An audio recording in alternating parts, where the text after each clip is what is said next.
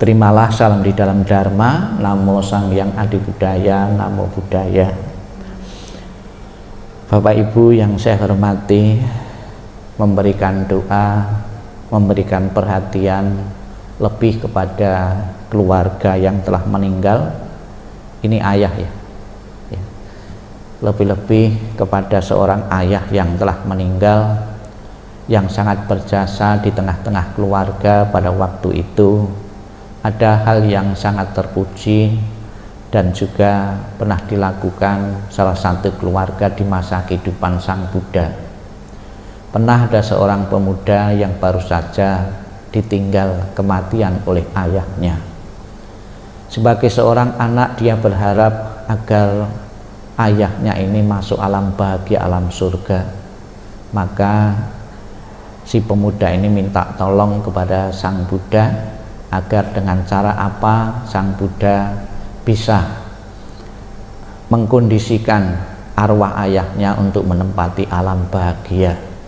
Kemudian Sang Buddha menyuruh pemuda ini untuk membawa dua sarana, yaitu membawa minyak dan membawa batu.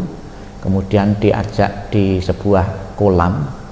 Kemudian Sang Buddha menyuruh pemuda ini untuk melempar batu di dalam kolam dan juga menuang minyak di dalam kolam tersebut.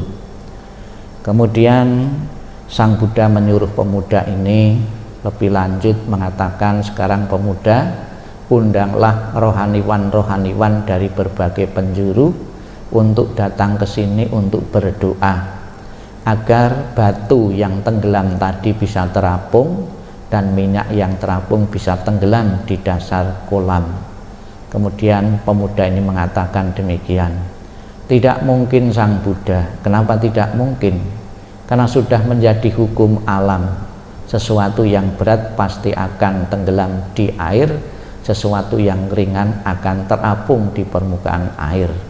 Kemudian Sang Buddha mengatakan, memberikan penjelasan, demikian pula pemuda, kalau semasa hidupnya ayahmu itu melakukan perbuatan-perbuatan yang berat, akan menenggelamkan dia di alam-alam rendah. Apabila semasa hidupnya ayahmu melakukan perbuatan-perbuatan ringan, perbuatan-perbuatan baik akan membawanya ke alam bahagia, ke atas. Namun bukan berarti doa-doa yang dipanjatkan seorang kepada yang meninggal, harapan-harapan yang hidup kepada yang meninggal agar seseorang arwah itu telah di alam bahagia tidak ada gunanya, tidak ada manfaatnya. Bagaimana batu yang berat tadi bisa berada di permukaan air? Ada satu cara, yaitu dengan ditaruh di kapal atau di perahu. Itu sudah pasti berada di permukaan air. Demikian pula ilustrasi ini ingin saya untuk menjelaskan bahwa doa-doa, harapan-harapan keluarga, harapan-harapan yang hidup, doa-doa ini diumpamakan kita membuat perahu-perahu atau kapal-kapal untuk menaruh batu tadi. Ya, pasti seseorang dengan harapan besar, dengan keyakinan pun juga bisa membantu seseorang yang telah meninggal bisa terangkat di alam-alam surga. Di dalam agama Buddha kita kenal dengan istilah pelimpahan jasa. Pelimpahan jasa bukan berarti bertambahnya kebaikan dari yang mati, berkurangnya kebaikan yang hidup. Istilah pelimpahan jasa bukan berarti ada sesuatu yang berpindah. Kalau istilah umum di pengadilan, istilah pelimpahan jasa itu kan ada sesuatu yang berpindah. Surat-suratnya sudah kulimpahkan, artinya ada dipindah tangankan. Namun istilah pelimpahan jasa tidak ada sesuatu yang berpindah. Ya. Apa gunanya kita melakukan pelimpahan jasa? Bahwa seseorang yang meninggal itu tahu disimpatiki mereka-mereka yang masih hidup, keluarga-keluarga yang masih hidup. Dikasih persembahan ini, arwah seseorang yang meninggal juga tahu, oh saya diperhatikan, saya disimpatiki. Rasa disimpatiki, dikasihi, itulah yang membuat kondisi bahagia arwah itu. Kondisi arwah itulah, kondisi bahagia arwah itulah yang akan menentukan atau membantu arwah untuk menempati alam yang berbahagia. Jadi sebetulnya pelimpahan jasa ini adalah cara positif ya untuk membantu seseorang yang terlahir sekiranya di alam-alam rendah bisa membantu terlahir untuk di alam-alam bahagia. Itulah fungsi dan tujuan dari pelimpahan jasa. Bapak Ibu Saudara sekalian yang saya hormati, dijelaskan di dalam kitab suci ini istilah pelimpahan jasa, maknanya dikatakan di halaman 18 tadi.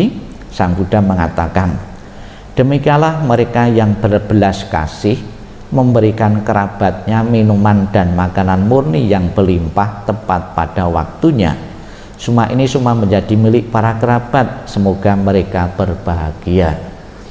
Ada juga keyakinan pelimpahan jasa ini tercampur dengan kepercayaan atau tradisi-tradisi tertentu. Misalnya saja ada yang mengatakan demikian, nanti setelah selesai diberi untuk persembahan sajian ini dimakan, itu rasanya tidak enak lagi atau hambar. Ya, dengan satu keyakinan, setelah dipakai persembahan kepada yang telah meninggal, saripatinya itu sudah diserap oleh yang meninggal, maka rasanya itu berubah. Kita secara pasti ya tentunya tidak bisa mengatakan itu benar atau salah. Dalam kenyataannya ya, saya sering tanya, sering ngasih juga makanan-makanan khas bekas persembahan orang meninggal, baik itu secara pribadi maupun di umum ulambana itu ya, sering saya tanya gimana rasanya buah. Biasanya apel itu manis ya, ini kok rasanya hambar. Kue juga seperti itu, kok rasanya hambar ya. Dibawa pulang ya, gimana keluargamu telah dikasih makan itu, rasanya gimana? Kamu tanya enggak, kok rasanya hambar, biasanya itu kok manis. Nah itu tentunya ini tidak bisa juga dibuktikan secara ilmiah, juga tidak bisa, tapi dalam kenyataannya seperti itu. Memang ada satu keyakinan di kalangan masyarakat kita Chinese bahwa makanan setelah dipakai untuk persembahan leluhur itu biasanya berubah rasa karena ada keyakinan saripatinya sudah terserap oleh yang meninggal. Namun yang ingin disampaikan oleh Sang Buddha di sini bukan seperti itu yang disampaikan oleh Sang Buddha. Jadi arwah itu disimpatiki dengan diberi persembahan seolah-olah masih hidup ya. Disimpatiki itu rasa bahagia, rasa diperhatikan itulah yang mengkondisikan arwah mempunyai perasaan bahagia. Kalau sekiranya yang hidup atau yang ditinggalkan melakukan sebuah kejahatan, itu juga akan mengkondisikan arwah itu mempunyai kondisi menderita. Ada ungkapan surga dan neraka ayah kita itu sebetulnya sudah kita ciptakan keluarga-keluarga atau anak-anaknya. Contohnya kalau anak-anak itu berbuat jahat, berbuat nakal, kita sudah mengkondisikan orang tua itu memasuki neraka, menderita dia.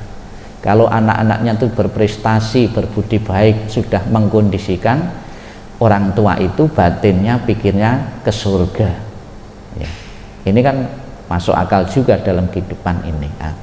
Jadi orang tua ibarat melakukan satu perjalanan, kita berikan doa-doa, kita berikan persembahan-persembahan, ini alias membuat simpatik kepada orang tua yang mau bepergian. Dengan kita bekali doa-doa, dengan kita bekali saji-sajian sebagai simbol penghormatan kepada leluhur, akan mengkondisikan leluhur itu akan menikmati alam bahagia.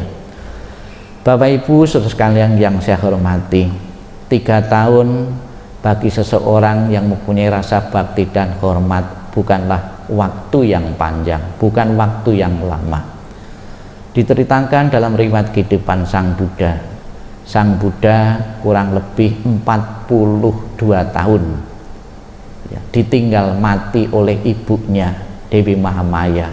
Itu masih ingat ketika beliau mencapai bagian Setelah beberapa tahun beliau mengunjungi ibunya di salah satu surga, ya, di salah satu surga Tusita. Di situ Sang Buddha mengajar Dharma, ya, mengajarnya di surga Tawatimsa. Ibunya terlahir di surga Tusita, surga lebih atas lagi, karena pertimbangan-pertimbangan tentu turun ke surga Tawatimsa mengajar Abhidhamma, dharma yang tertinggi untuk membebaskan ibunya agar betul-betul bebas mencapai nibbana. Dalam pengertian Buddhis, seseorang yang